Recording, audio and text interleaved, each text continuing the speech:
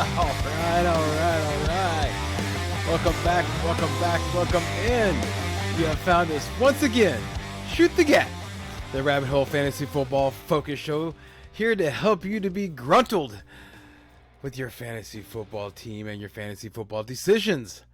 I am your humble host, Brian the Amigo Baldwin. I am so happy that you're here listening. Thank you so much.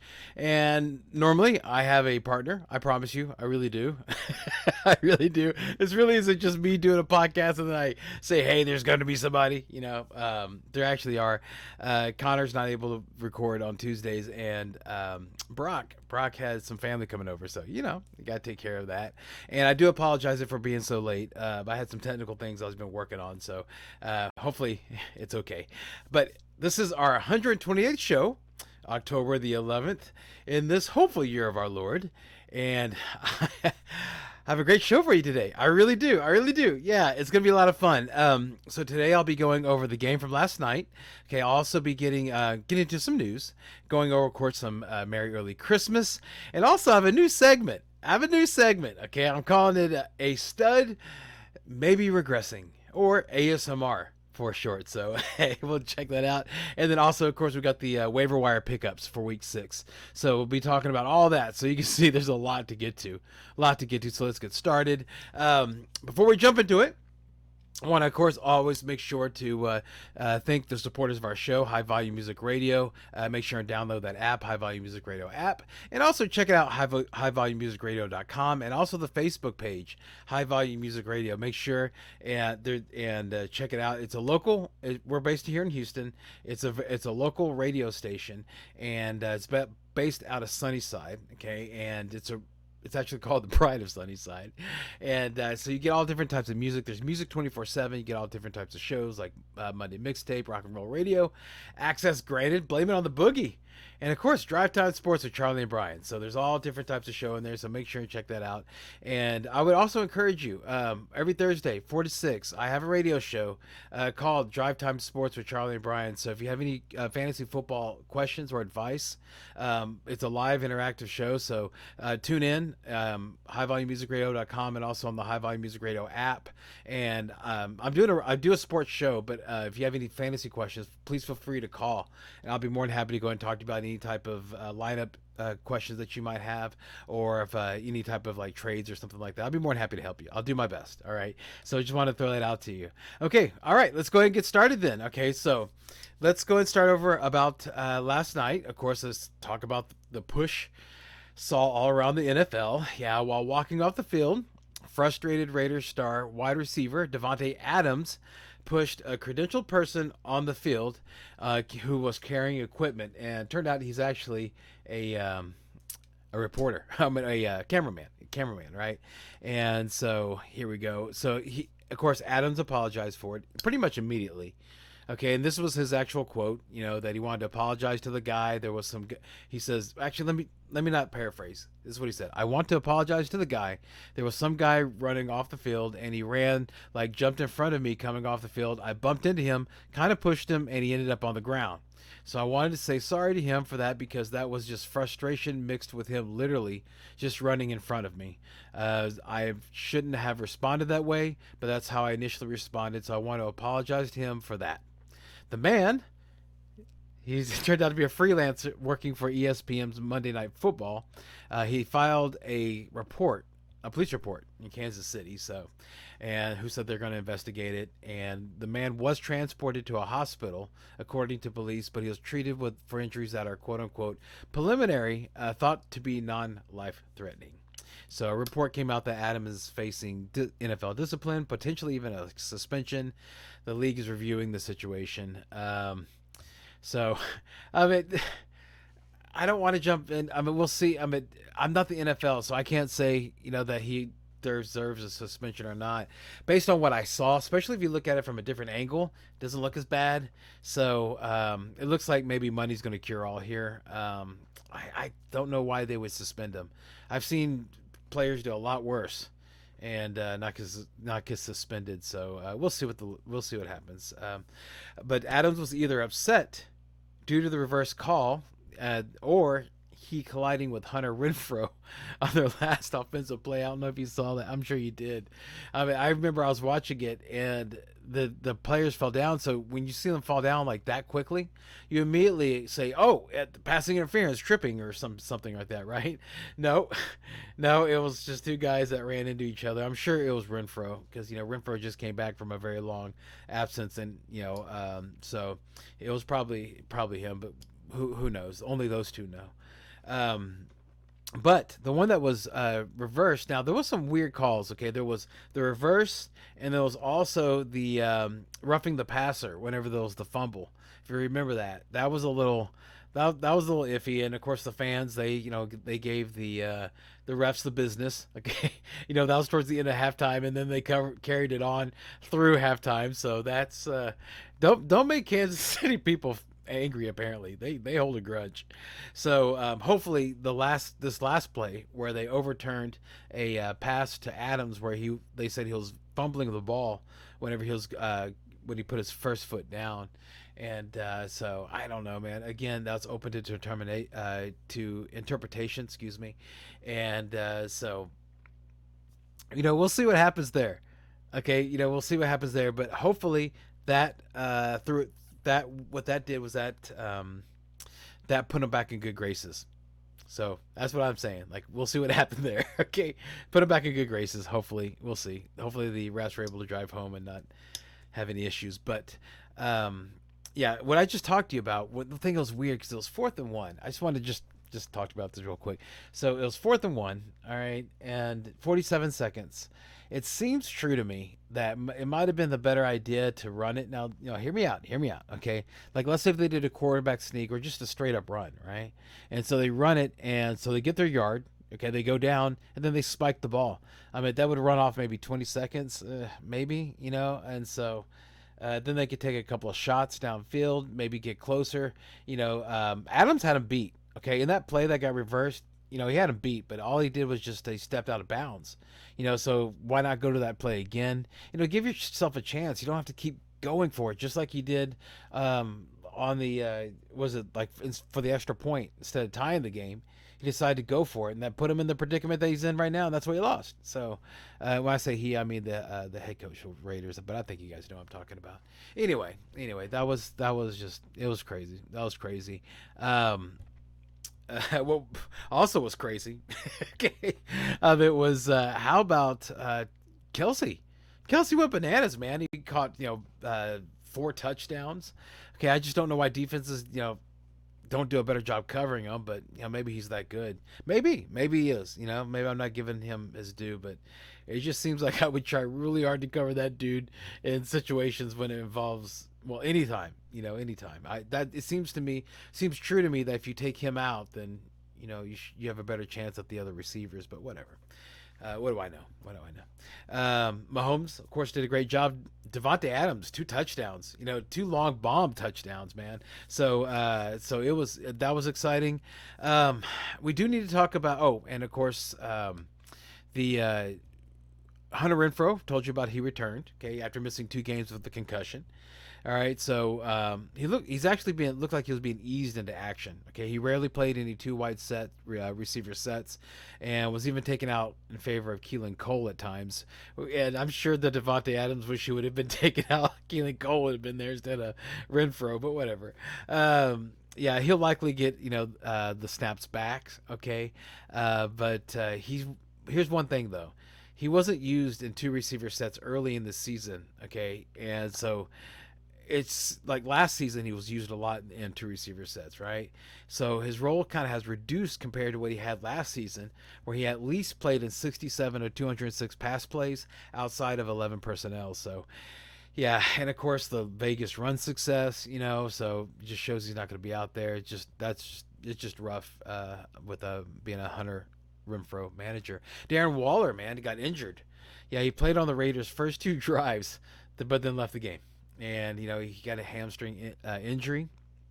Okay, but this is after he was limited in practice earlier in the week with a shoulder injury. All right, so then the other tight end, Foster Moreau, which, be honest with you, if Waller's out, Moreau's actually should be a pickup, because he's kind of the tight end handcuff.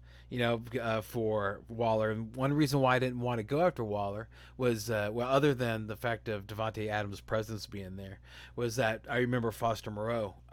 During draft time, I never recommended Waller because of Foster. So it seems logical, right? Seems true that no Waller means that more Foster. So, but he was not. He missed the game. He missed the game because of a knee injury. So he might not even be ready. So we'll see what happens. They have one dude named Jesper Horsted. Okay, he was the other tight end. Okay, and he played the majority of the snaps. So, and then in running situations, they used offensive linemen. So I just want to go and talk about that. Dude, Clyde Edwards-Helaire. Holy mackerel, dude. Okay, they did rely on him heavily, right? On I'm sorry, I get updates while I'm doing this, and that's why you see what I'm doing. But that was talking about my Houston Astros and Yordan Alvarez doing the walk-off home run. That was like a little blurb giving me a headline on that. So yeah, that happened today. So that was amazing. Oh my gosh, if you're an Astros fan, that was just amazing. But this fantasy football podcast, stay focused. Okay, all right. So Clyde Edwards-Helaire, he got a lot of his meat. He ate most of his meal, in the first quarter. Okay, but I don't know. Jerick McKinnon. Jerick McKinnon's coming out. He did like man runs. Okay, he looked really good. Didn't look like his age. So just to give you an idea. Okay, just how like the usage is being worked out with Clyde Edwards-Helaire and McKinnon. Just because I want to. I know that if you're a manager, you're like, man, it didn't seem like he wasn't out there a lot. He wasn't. There was 31 plays of just all plays, 31 plays of Clyde Edwards-Helaire and 38 of McKinnon. So he got the snap. He got more plays, okay, than Helaire. Also, goal line. They had 6 goal line plays, and McKinnon was in every single one of them except for 2. 6-2 on that one. Okay, short yardage. They had 4 of them. It was 2 Helaire, 2 McKinnon. Right. Third down, all McKinnon. 2-minute drill, all McKinnon. Early downs, 27 plays on with Helaire and 17 on McKinnon. So yeah, it's looking not good. Okay, that whole that whole story about like sell high on Clyde. Maybe you should have. Maybe you should have. Yeah. So, and I'm sure that Kansas City just can't wait. They just can't wait to get Bucker back. The kicker they have now. He kicked that almost 60-yard one, and that's pretty cool. I'll give him props for that. But then he missed another one, a crucial one, in the middle of the game. Okay. So all right. So I think that's about it. Daniel Carlson was awesome. Okay, that's about what it always is. So I think I'll go ahead and cover the Monday Night Football, just that in a nutshell. So let's go ahead and let's move on to some Merry Early Christmas. All right, so Merry Early Christmas. Yeah. Okay, this is where.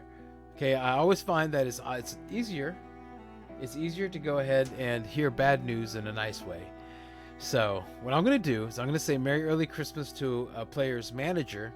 Okay, then I'll pause a little bit, because it's almost like a trivia thing, but it's so easy. These are so easy, everybody. You should get them with no problem.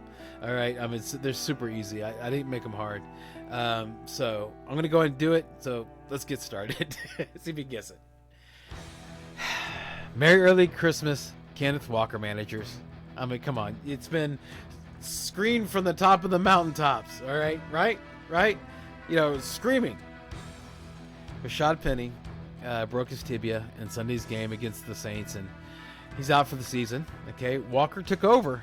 Okay, and he ran for 88 yards and a touchdown, but 69 of those yards was on one long play. All right, and of course, like I said, you hear it screamed like league winner. Ken Walker, league winner. All right. Now he's definitely going to have a great opportunity. Okay. I'm not denying that. Okay. But dude, calm down on the league winner stuff, because he's replacing Penny, and Penny wasn't a league winner now, was it? Now, was he a league winner? Was he not a league winner because of Walker taken from him, or was it because of the situation? The fact that maybe Seattle runs some of the lowest amount of plays, in the NFL. Maybe it might be that offensive plays, I should say. So you gotta look at it that way, everybody. You got to realize, Walker was not better than Penny, and Penny was not a league winner. So why? You see what I'm talking about? 1 and 1 equals 2. All right. So just chill out on that. Plus, also, the Seahawks just claimed ex-Saints running back Tony Jones Jr. from the waivers, and so now that opens up a possibility of like a true running back by committee, because whenever Penny went out, Walker played all the early down snaps in the goal line, and DJ Dallas played third downs and 2-minute drills, right? But now you're going to be introducing this other dude in, okay, which Tony Jones Jr. wasn't that bad. And in a situation like this, he might do well. So, another thing I'm concerned about, okay, one last thing I'm concerned about is that he missed a lot of training camp due to a hernia injury. I know that's whatever. But last week, he was a limited practice participant due to a shoulder injury, okay? He's a rookie. He has not played a whole game yet, everybody. Just keep that in mind, okay? So we're not sure if he can even hold up, to the rigors of the NFL. So let's agree that he has a great opportunity. He's a fantastic waiver wire pickup, but let's cool the league winner talk at least a couple of weeks. He has a pretty easy schedule coming up with Arizona and the Chargers being easy against the run. So with that, we'll see how he does, okay? But let's just keep that talk to a minimum. Wow. That was awesome. I don't know if I want to restart that. I ended the thing right on the right spot. I think we got the feeling, right? I think we're good. Okay, Merry Early Christmas, Ramondre Stevenson managers. All right. Of course, starting running back Damian Harris left Sunday's game early due to a hamstring injury, and Ramondre Stevenson took over as a workhorse, rushing 25 times for 175 yards. Whoo! Okay, yeah. Reported today, Harris is expected to miss multiple games. Now, Harris still needs further tests, and he's getting extra opinions on the severity of his hamstring injury, but it sounds like the Patriots are anticipating a multi-week absence that could result in Harris being placed on IR and missing a minimum of 4 contests. We'll see. But as long as Harris is out, Stevenson is a league winner. Okay, he's proved it, and as soon as he got the chance, I know it was against Detroit, but you heard what Belichick said after him, about him after the game. He loved him. So he's an all-around back, So if you're getting good graces with that dude, especially in this situation, I really think that you're going to be seeing a lot of Stevenson. Play Stevenson, man. This is what I talked about in that sniper episode when I did probably about a month ago, whenever Ty Montgomery went out. This is what I was talking about, this situation. Speaking of Ty, he is available to, or he could get off the IR now, but there's nothing saying that he's going to. Okay, there's nothing being said about him. So at least I know for a fact, week 6, Ramondre Stevenson, woo! All right, so it's going to be fun. If you're a Ramondre Stevenson manager, like I am, you're going to have a lot of fun. Okay, anyway, moving on. Merry Early Christmas, Benjamin managers. Oh, this one's sick. This one might be. I don't know how. Okay, yeah. Arizona Cardinals running back James Conner left the game with a ribs injury and didn't play in the second half, while backup Darrell Williams suffered a knee injury. Conner played 24 of 38 snaps in the first half, dominating the rushing attempts while splitting passing opportunities. Benjamin played 8 snaps in the first half to 6 for Williams. Benjamin started the second half with Williams playing only 1 snap in the half. He took every other snap in the half. Benjamin is, this is a guy that would be worth the waiver wire. Okay, if any one of those injuries are bad. Well, actually, hopefully, you don't want anybody to be injured, but for Benjamin to get an awesome present, okay, and that's where we're at. That's the context we're in right now. Both those guys would be out, okay, and if they are out, Arizona's playing Seattle next week. Yeah, come on, come on. I do have to tell you. I mean, so Benjamin definitely would be worth a pickup, absolutely, because of the situation, and I would even say if one of those are out, that you could still play, Benjamin against Seattle next week. So yeah, that's going to be a good waiver. I'm mentioning it now because it just kind of flows, but like I said, we'll get to some waiver stuff later. Last one, Merry Early Christmas. This one might be a stumper. PJ Walker managers. Huh? Huh? All right. Okay, all right. So Carolina Panther quarterback Baker Mayfield injured his ankle on Sunday, and PJ Walker finished the game. Mayfield was later diagnosed with a high ankle sprain, and after further tests, he won't need surgery and won't go on IR, but will miss some games. Sam Darnold is available to return, but all signs point to him not being ready. So PJ Walker is in line to start next week versus the Rams. So, and I'm telling you, if you were a manager of that guy, that was a present. Okay, so it all makes sense. It all makes sense. All right, so let's go ahead and let's move on to some news. Good news, no good news is good news. You ain't got any blues if you ain't got any news. Ha! That's awesome. Okay, all right. So let's start with Carolina Panthers. Okay, firing head coach Matt Rule. The decision came less than 24 hours after the 37-15 loss to the San Francisco 49ers and less than 3 years into his 7-year, $62 million deal. He is still owed a little north of $40 million. Since he took over the team in 2020, the Panthers ranked near the bottom of the NFL on the offensive side.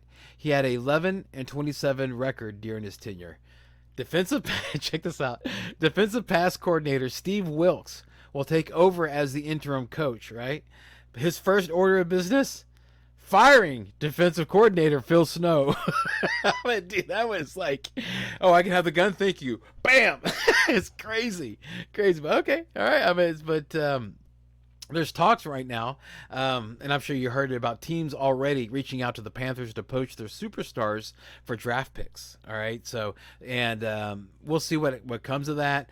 The one that was hoping to pick up steam but got squashed really quick by the Panthers was that the Bills Mafia was tweeting that the Bills were trying to acquire Christian McCaffrey. All right, but the Panthers said, "No, man, we're not. I haven't talked about that. That's crazy." And it would be crazy to put him in there. You have a good ecosystem working the way it is. Why would you want to put something like that in there? Okay, that's playing Madden. Okay, that's not playing like real life football. That's video game. It don't work that way.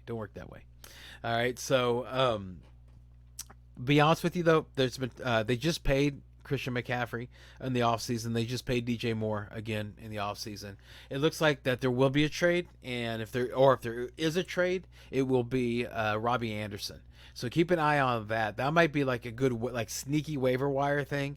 Like if he's in the pool, you have a waiver, you have a spot, on your roster, and you're like, I don't know what to take a stab at. A lot of the good stuff is gone. Pick up Robbie Anderson. At least hold him through the trade, and see how it goes. Okay, so Green Bay Packer rookie wide receiver Christian Watson left Sunday's game with a right hamstring injury. Per Rob Domofsky of ESPN.com, Watson was grabbing at his right leg and was spotted limping off the field when he apparently suffered the injury while running a route.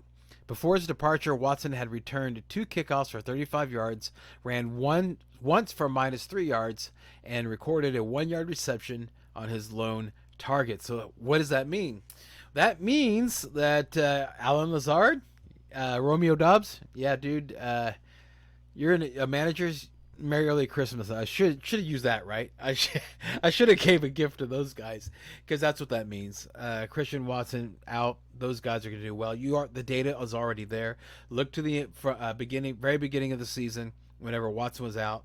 There you go. All right, the data's there. Washington Commanders head coach Ron Rivera said there's good opportunity, quote unquote, there's good opportunity for Antonio Gibson to be used as a returner this week now that Brian Robinson is back. That's not good. I think that's it. barring an injury, Lord, God forbid, that if Antonio Gibson's fantasy value, boo, he's down, but it's, the thing to look at though, as far as injury goes, Robinson got shot. It's not like that's a high chance of re-injury, right? So if he's well enough, it would sound like it was all muscle and whatever. If it healed fast enough, Wolverine, I guess, whatever. But if it healed fast enough, he's able to play. That's the only concerns. There was nothing that was torn, other than just flesh. I told you I got shot, in the leg, and it was just muscle, and and didn't rip anything, so it was good. So big the main takeaway is that's bad news for Antonio Gibson. It's kind of one of those names that are too big to drop, and let's just see what happens. So bench him. Don't drop him yet, unless you have to. Yeah, it doesn't look good. Denver Broncos quarterback Russell Wilson was diagnosed with a partially torn lat in his throwing soldier that he picked up in the second quarter of the Raiders game. He flew to LA on Friday to receive a PRP injection to relieve and expedite the healing of the injury. Head coach Nathaniel Hackett said that Wilson, quote unquote, today, that's what he said, should be ready to play Monday at the Chargers. So, why am I bringing this up? Okay, well, one thing was to tell you the report about Hackett saying today that Wilson should be ready to play. That's new news, I guess, if you call it news. But yes, like, again, I'm a Broncos fan, all right? I still got the Broncos hat on, but dude, I can't wear it forward right now. Okay, I can't wear it forward, but I'm still a Broncos fan. Okay, it's just, it's it's right there, in the back of my mind instead of the forefront of my mind. This is the way I'm looking at it. Okay, is that I'm looking at his hope. Okay, about him having a torn lat. Okay, maybe that's the reason why he's not doing well. I understand that it doesn't make you overthrow people, but maybe like he's compensating for the pain, or he's throwing differently because of it. Maybe that's what it is. All right. I'm just grasping at anything I can because I really want this to work, and I really have faith it's going to, even to the point that that's Russell Wilson's my main quarterback in my fantasy league. And so what I did is I had Trevor Lawrence. I had dropped Trevor Lawrence, and I picked up Geno Smith. I feel good about the decision. I had to choose between the two, and I was like, well, Russell Wilson, he's been elite before, and so maybe this will get healed, because I know with the only history that I know of, recent history I should say, is Dak Prescott. This was a few years ago. He missed all of training camp. I think it was 2 or 3 years ago, and he came, dude.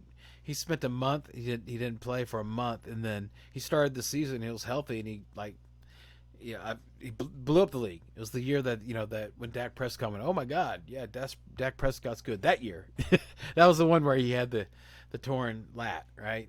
And so, but Wilson's going to play through it, and I guess maybe technology. Like I didn't hear anything about an ejection for Prescott, but we'll see. Okay, point is, I'm hopeful. What am I doing as my fantasy player? I told you, like, I didn't drop Wilson, but I put him on the bench. Same thing with Sutton. Okay, let's just see what happens. Hopefully you have a better pivot. If you have a better pivot, then go for it. I'm pivoting to Michael Pittman Jr. Okay, that's who I'm replacing Sutton with, because I just want to see him. Plus, dude, let's be honest, like that like Monday of like he should play. Would you play Courtland Sutton if you heard that it was going to be the backup quarterback? Would you? No. And why would you want to put yourself into that situation on Monday, right? So just see if you can find a pivot. We'll talk about in the waiver wire. Maybe you can find something there. If there's something that's undesirable on your roster, to pivot from. Maybe we can find something for you. Give me a call. We'll talk about it. I don't know. Anyway, point is that that's how I'm handling it. I am hopeful, not dropping anybody. Okay. And I'm like, that's the reason. And it's all going to be okay. So there you go. Okay. Alternate reality. Speaking of Dak Prescott, there was reports that he progressed in his thumb rehab and can now grab a football. Okay, so hey, right? That's good. You need to grab a football to be a quarterback, so step the right direction. Good job. All right, so 49ers defense took a heavy hit, starting with starting cornerback Emmanuel Mosley towards ACL and will have season-ending surgery. And this past Sunday, All-Star. Oh, jeez.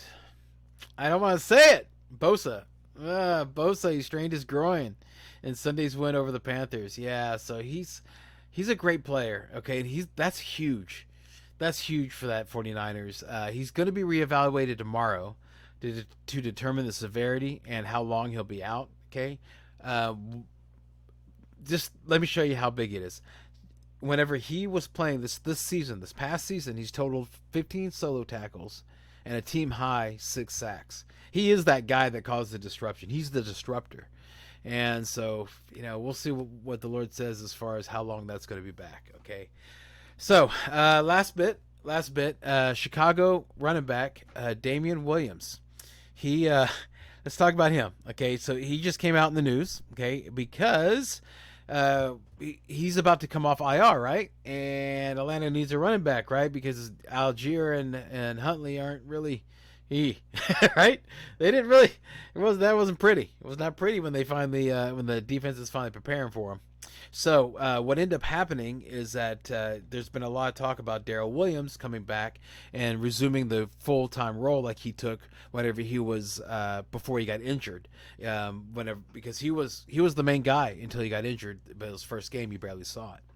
His response was that he said he's mentally ready to come back, but he has to be honest about his body when it comes to his rib injury.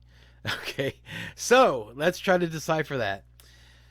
Let's just fall back. Let's just fall back on like the easy explanation. Fantasy football is week to week. Literally, it is. No matter what your record is, really is week to week. You should look to see what you're doing that week, and Lord willing, you get enough wins where you have a great record, right? So week to week, it doesn't look like Damian Williams is going to be available. Okay, for week 6. Then we'll see where we go for week 7. Okay, so that's where it is. If you are able to pick him up, and if you have an IR spot, that he'd be a good thing to put in your IR. I did that, so you might want to check that out. Okay, but anyway, he's not gonna be. It doesn't look like he's gonna be playing, so you have another week in the IR situation. Okay, all right. So I think that did all the news. All right, that did all the news. So let's go ahead and let's go to the news section. I have the ASMR. A stud may be regressing. All right, so. We're going to be discussing, the two guys, two players, that creates panic, So, since it creates panic, I decided to kind of do it like in the style of a little ASMR, So that way it's nice and relaxing, and it's a little bit easier to take, so. Dalvin Cook put together an outstanding game. But Minnesota was quietly being shifted to a running back by committee. Cook's playing time has decreased in every game this season. Alexander Madison was used more on third downs, in 2-minute drills, and during short yardage situations. Madison's playing time was spread out over the entire game, rather than being game script dependent like it was in the past. Cook was on the injury report in week 4 with a shoulder injury that held him out of one practice, but he's been a full participant in the past 5 practices that didn't show up on the injury report. He'll be a fantasy starter the rest of the season as long as he's healthy, but it'll be hard for him to be in the top 10 if the Vikings keep using Madison significantly. Moving on, one more. James Robinson. Travis Etienne led the backfields in snaps and ran for 50 yards for the first time in his career. His usage was identical to previous weeks. He played significant snaps on early downs. James Robinson was the short yardage back, while Etienne was the clear passing back. Etienne racked up 71 rushing yards on 10 carries and added 3 catches for 43 yards on 5 targets. James Robinson also saw 10 carries but eked out only 27 rushing yards while not securing either of his 2 targets. Yeah, so that was ASMR. Hopefully I said it in a very nice, relaxing way, so nobody will panic. Okay. Okay. I don't know if that worked or not. Leave a comment. Let me know if you like that or not. It was something new that I was trying. Hey, that's how you grow. You try different stuff. So let's go ahead and let's move on. Okay, let's move on to the last bit of the show. The last little section of the show. So let's go ahead and talk about some waiver wire pickups. Okay. So yeah. Yeah. Oh, yeah. Let's talk about some waiver wire pickups. Okay. Quarterback. Number 1 on my list is Geno Smith from Seattle. All right. He has arguably been the best quarterback in the NFL the past 3 weeks.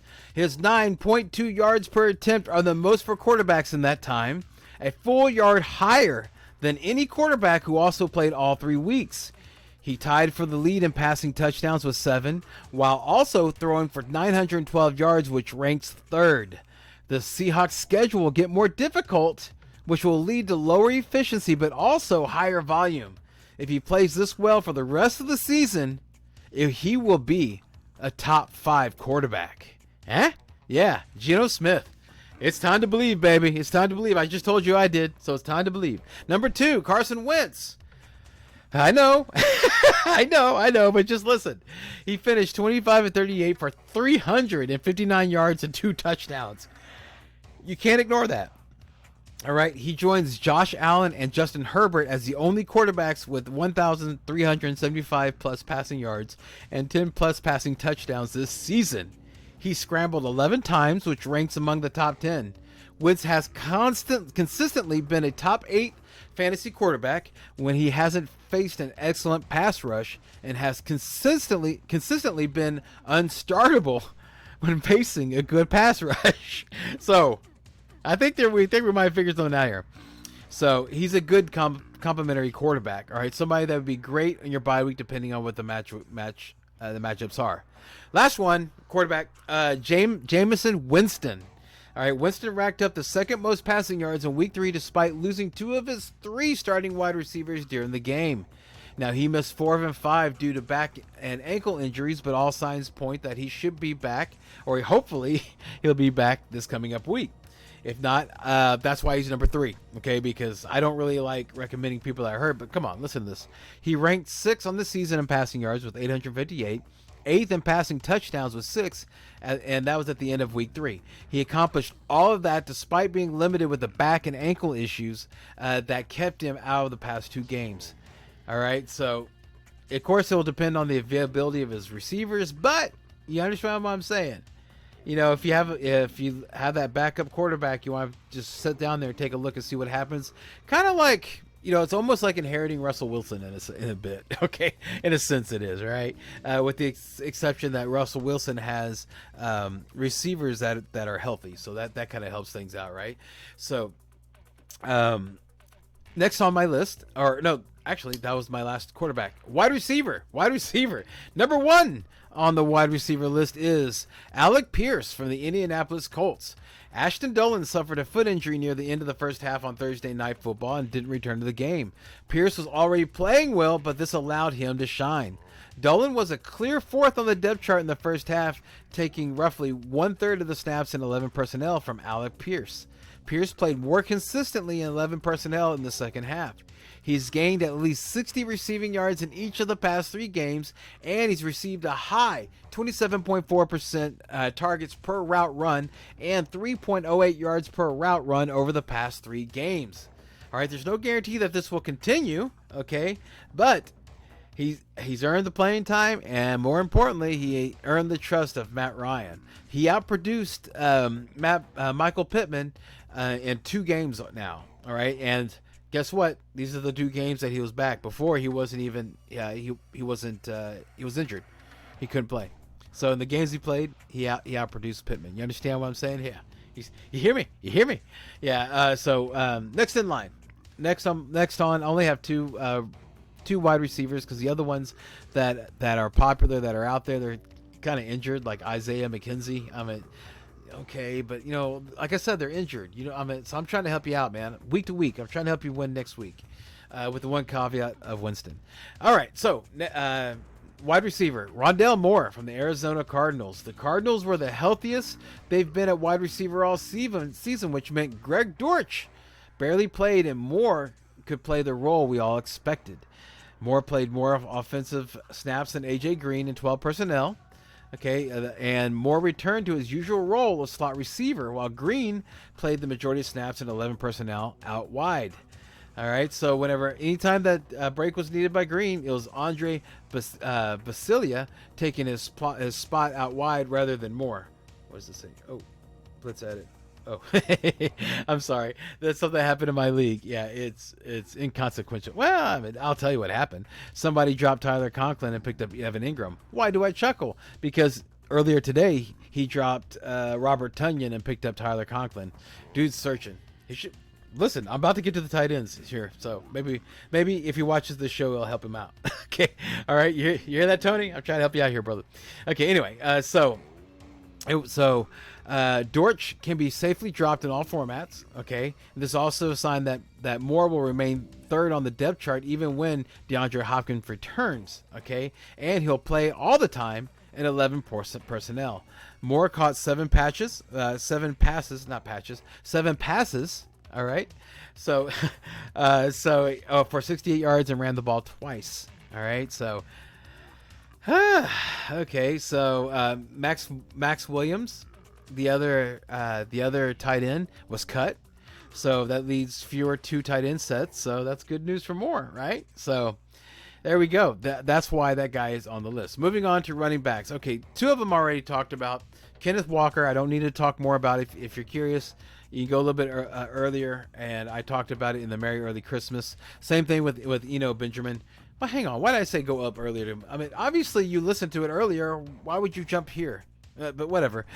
Okay, if you did, I talked about both Kenneth Walker and Eno Benjamin in the Merry Early Christmas, so they are definitely waiver wire recommended. 1 Walker, 2 Benjamin. Number 3, Boone, Mike Boone. I can't believe he's not owned more. Okay, I mean, I told you to go out and get him. Maybe he should have been number 1. Now I think about it, because now Javante's out. All right, and Boone received significant playing time. All right, so Melvin Gordon started the game and dominated the snaps in the first quarter, but he only gained 54 yards on 15 carries over the game, and that made Boone the early down snap in the second half. Okay.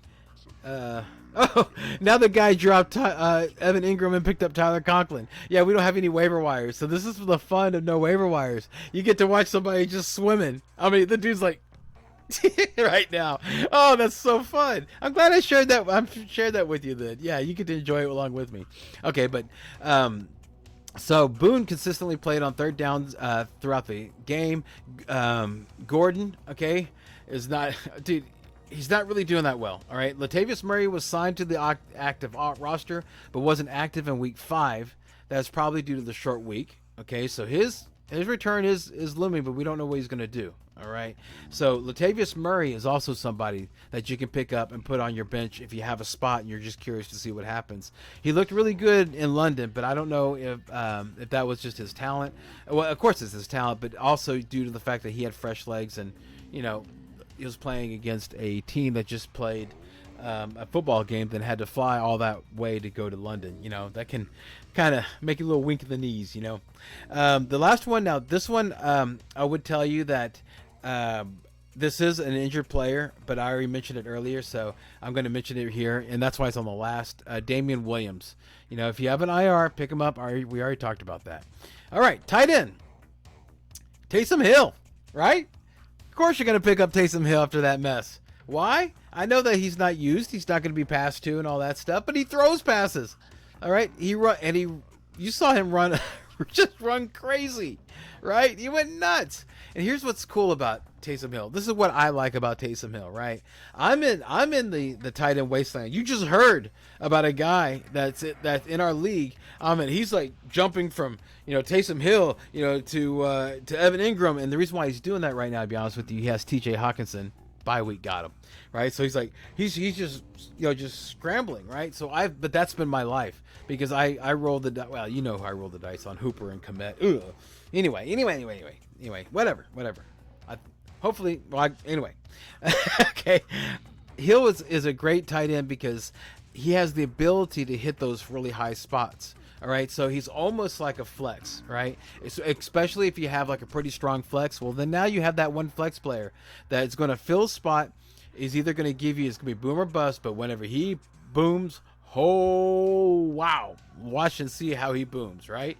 I would love to have that in my tight end spot. That's why he's my number one suggestion on the pickup, okay? So it just, he runs, he throws the ball. He actually just basically does everything except for what a tight end normally does, right? But he did have a huge block. If you watch the game, you know what I'm talking about. But anyway, so he's my number one. You've already heard a lot about him. I recommend it strongly. Number one. Number two, it would be Hayden Hurst. Yeah, Hayden Hurst. Yeah, that was a guy I was swimming with, man. I dropped Hayden Hurst a couple of weeks ago for Tyler Conklin. And then, okay, this is just how I am. Okay, just being honest with you. Our rosters, to be able to drop somebody who played in your game, unlocks at 2 o'clock in the morning on Monday morning. I got up at 2 o'clock Monday morning, and I dropped Conklin, and I picked up Hayden Hurst. All right, why? Okay. He's been limited in recent weeks due to an injury, but played a more regular amount of snaps in week 5, which helped him score a touchdown, right? And so Hurst played a clear majority of offensive snaps and finished second on the team in targets. Hurst caught 6 passes for 53 yards and a score. Okay, he ranks top 4 among tight ends in routes run this season. And he is just one of just 4 tight ends with 20 plus catches and 150 plus yards and 2 plus touchdowns on the season. You know who those other 3 are?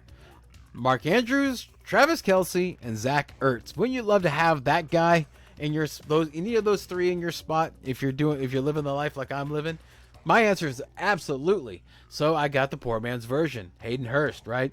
So the offense really hasn't lived up to expectations yet, but if it gets it together, dude, then he'll get even more red zone opportunities. And that's another thing. This guy gets red zone opportunities, right? He's also the check down for Burrow whenever he gets a little nervy. He has somebody he always throws it to. He's somebody who's dependable. Dude, these are all things that you want in your tight end for a steady tight end. So yeah, number 2 is him. Number 3, I would put Foster Moreau. Okay, I talked about it earlier in the Monday night game, so you already know about that. Evan Ingram. Evan Ingram would be my third one, right?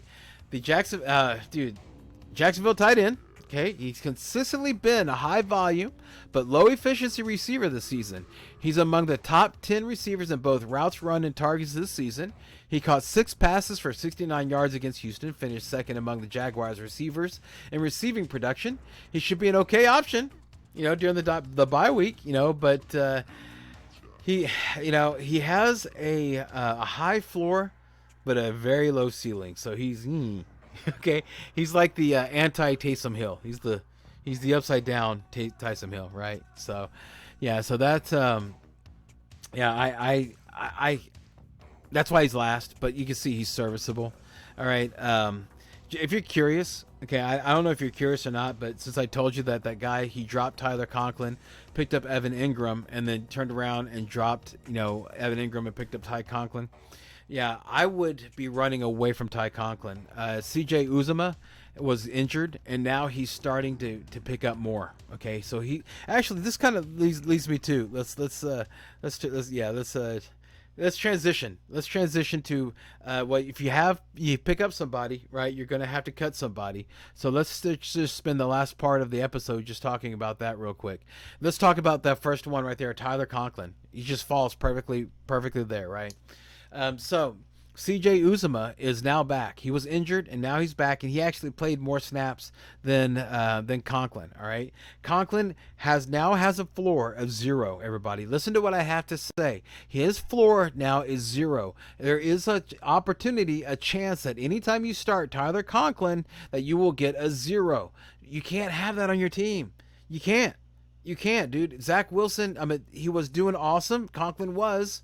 Okay, but whenever Flacco was around, and I was reading this one, okay, that basically when you make a decision on something for the first time, that's called your anchor decision, and then trying to pull from that is very painful for the brain because they have to use a neural pathway they haven't been using, and so it has to establish a new route. Okay, so it's difficult. Nobody wants to go think differently when they have an anchored decision. We already anchored ourselves into Tyler Conklin is a tight end 3. We've already anchored into that, right?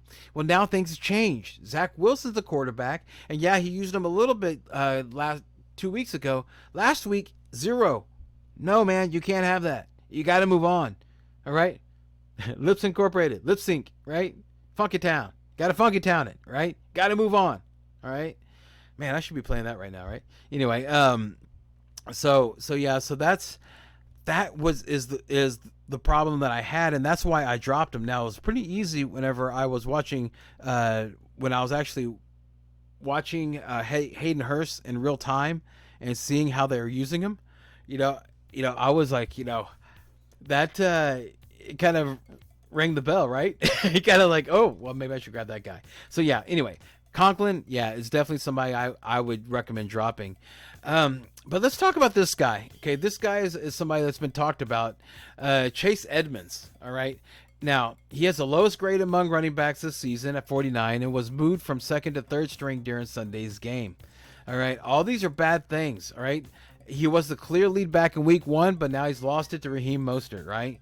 This is all bad stuff, right? So it's like, hey, yeah, I should drop him, right? The Edmonds dropped 2 passes in the first half of Sunday, leading him to playing just 1 snap in the second half, while Myles Gaskin took the rest of the backup running back snaps. Okay, so that's funny how I said that, running back snaps. Running back snaps. That's funny. Anyway, running back snaps. How about that? Okay, so the thing is that I'm not sure if you should drop him. Okay, I mean, if you're going for Kenneth Walker, okay, that's fine. If you think you can get him, I would probably do that because that's more of a sure thing. That's a less theory, right? Same thing with Mike Boone. But if you're in a spot like that where those guys are taken, he's not just right out drop because, dude, Mostert is an older back who has a long history of getting injured. And if he's going to have this much usage, I don't know how much longer he's going to last. All right, this is only like about the second or third game that he's gotten this usage. Usually about a month, okay, 5 weeks, 6 weeks on the outside. You start seeing backs like that are injury prone. They start picking up little nicks and, they start, dropping oil a little bit. All right, so and Chase Edmonds would then be very, very, very popular waiver wire pickup. If you have your spot there, you're not doing much with it, why not just go ahead and keep it? Because there is a pathway for him to be in fantasy relevant, maybe like right into the playoffs. We'll see. Fantasy playoffs. Mark Ingram, is he droppable? All right, would you drop Mark Ingram? All right, it's based on Alvin Kamara's health. I mean, it really is straight up. If you have Alvin Kamara, you should have Mark Ingram. If you don't have Alvin Kamara, then leave it for the Kamara owner, to mess with and use that spot for something else, right?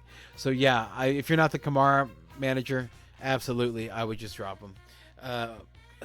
You might want to try trading with the Kamara manager for something, but I'd go for like Ken Walker or Benjamin. I definitely would do that. Allen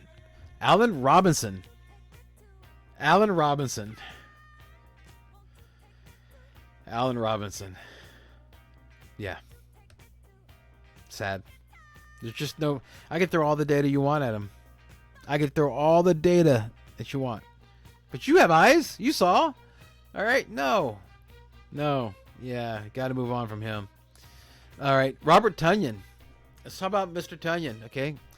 The Packers, Okay, they haven't changed how they use Tunyon all season, and he isn't seeing enough playing time for managers to trust him in fantasy league. When I had him, I played him, and that was whenever he had 2 targets, and one of them was a touchdown. Okay, so yay, it worked out. But that's the definition of TD or bust. Wasn't good, man. I didn't like that 2 targets. You know, I had to move on. So he's the most most likely Packers tight end to be on the field in 1 tight end sets, but the least likely of all the 4 tight ends to be in 2 tight end sets. All right, so and Green Bay trusts all their tight ends. All right, so it's not like they trust Tunyon over everybody else, right? You know, all 4 of them had at least 1 catch during the New York Giants game in London, right? Mercedes Lewis received a goal line target, all right, catching the Packers' 2nd touchdown while Tunyon was not even on the field. All right, so Lewis also caught a touchdown week 4.